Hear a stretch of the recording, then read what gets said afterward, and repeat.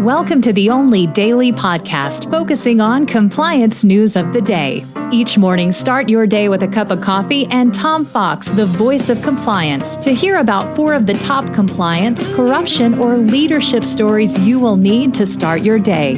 The Daily Compliance News is a production of the Compliance Podcast Network. First, a word from our sponsor.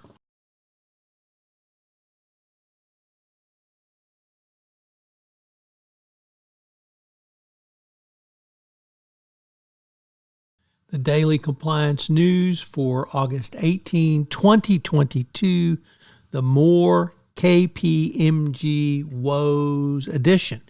And we begin with that story as the U.S. Audit Watchdog has fined KPMG Korea for quality control failures.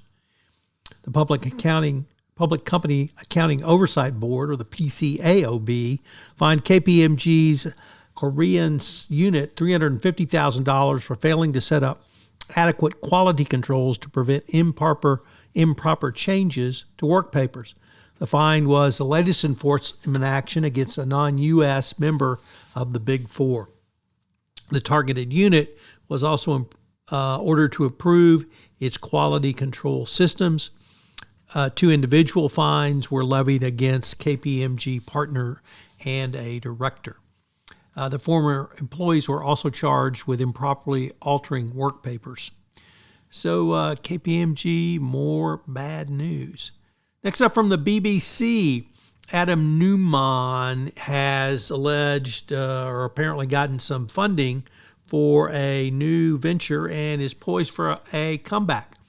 He wants to put together a firm that will help renters obtain homes for renting. So would you rent a used home from this man? I don't know. Given what he was all about with WeWork, he and his questionable management style, he wants to try and make a comeback. So he's going to purchase stakes, or he has purchased stakes in more than 4,000 apartments. It's going to create a widely recognized apartment brand stocked with amenities. Good luck when it all goes in the toilet. Next up from Bloomberg, Japanese prosecutors alleged on Wednesday that the Tokyo Olympic sponsorship process was tainted by bribery. Yes, bribery in the U.S. Olympic process. I know you're shocked to hear that. Nevertheless, it arrested one former senior member of the organized committee and 3 men linked to clothing company that dressed the Japanese Olympic team. Prosecutors suspect former executive board member Takahashi, I won't even try to pronounce his first name, of taking a total of $378,000 between 2017 and 2021 from executives seeking favorable treatment for sponsorship and licensing fees.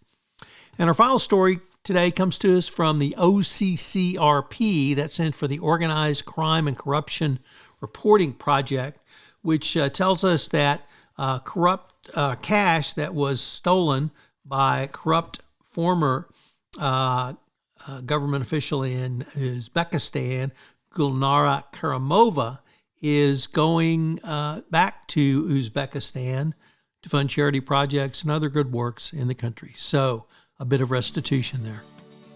The Daily Compliance News is a production of the Compliance Podcast Network and a proud member of C-Suite Radio. Thanks so much for listening. I hope you'll join me again tomorrow.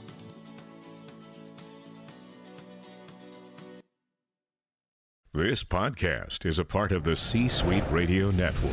For more top business podcasts, visit c-suiteradio.com.